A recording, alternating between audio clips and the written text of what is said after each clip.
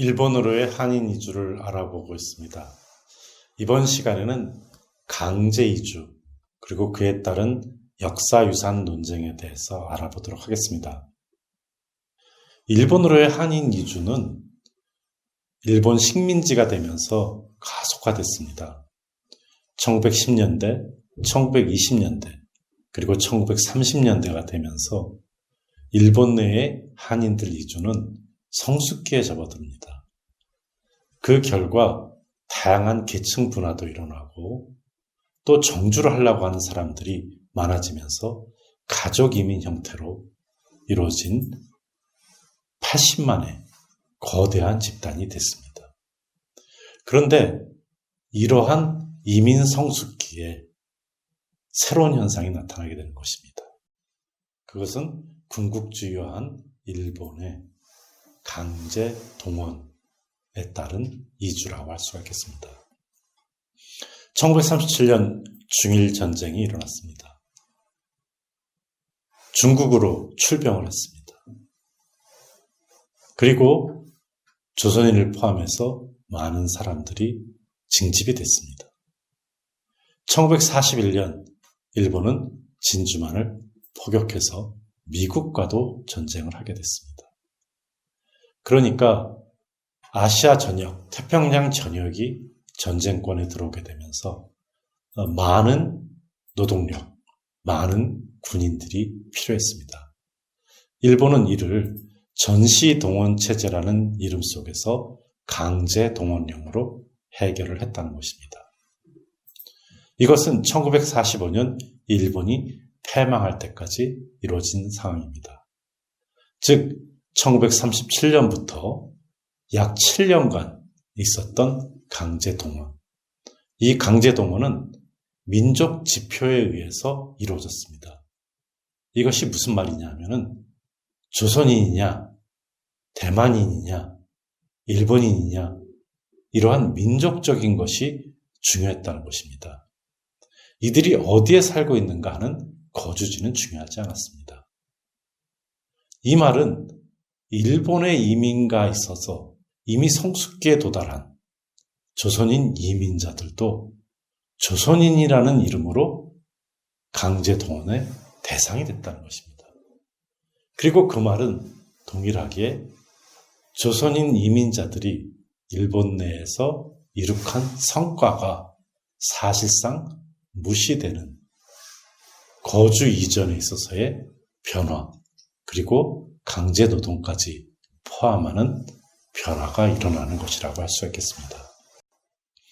그럼 강제동원, 어떠한 성격이었을까요?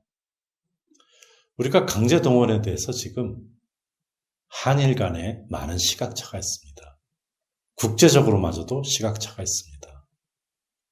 그런데 이것은 시기적으로 강제동원의 성격이 변했기 때문입니다. 1942년도의 모집 방식은 사실상 민간에게 위탁해서 민간이 사람들을 모집하는 방식이었습니다. 그러니까 어떻게 보면 일반적인 노동 이주와도 비슷한 것이었다, 이렇게 얘기할 수 있겠죠. 중요한 것은 1943년부터의 변화입니다. 관주도적으로 반강제적으로 이루어졌습니다. 반쪽 관, 반쪽 민 방식이라도 할 수 있겠죠. 어떻게 보면은 민간에게 할당을 한 것입니다.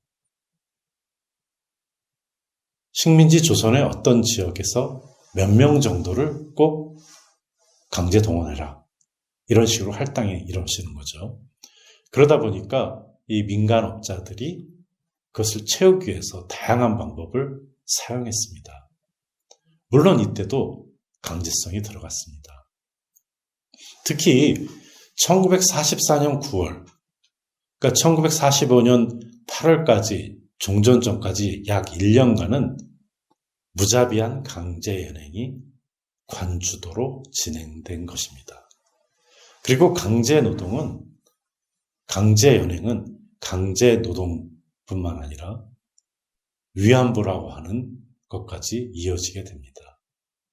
그렇기 때문에 우리가 강제동원이라고 얘기할 때 전반부를 보면 좀 더 강제성이 없는 것 같아 보이지만은 후반부에 특히 대규모로 이루어졌기 때문에 사실상 강제동원은 강제연행이다 하는 것입니다.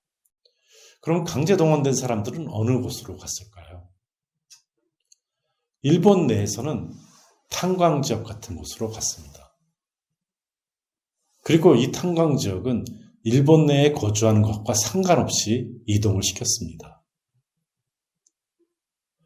유네스코 문화유산으로 등재된 군함도라고 있습니다.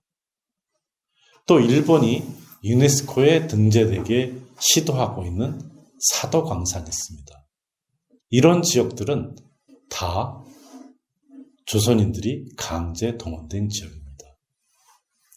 일본뿐만 아니라 동남아에도 일본군을 따라서 군속으로 또 미군을 비롯해서 영국군들의 포로를 관리하는 업무를 맡았습니다. 중국 지역에서는 징용으로 군인으로도 보내졌고 군속도 있고 위안부들도 있었습니다. 또 많이 알려져 있지 않습니다만 태평양 지역의 많은 섬들에도 조선인들이 강제 동원됐다는 것입니다. 군속으로 노동자로서 갱도를 받고 험한 일들을 했습니다. 그리고 이들은 일본군들과 같이 희생이 됐습니다. 그래서 강제 동원된 조선인의 수는 800만에 이르는 것으로 알고 있습니다.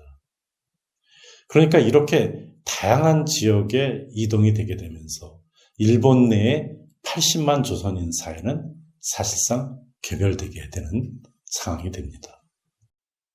한일 관계에서 이 강제 동원은 굉장히 중요한 쟁점입니다. 문재인 정부 내내 이 문제는 쟁점이었고 국제적 쟁점으로도 발전했습니다. 하버드대 교수인 램지어가 위안부는 강제연행되지 않았다는 논문을 발표하면서 국제적으로 논쟁거리가 됐습니다.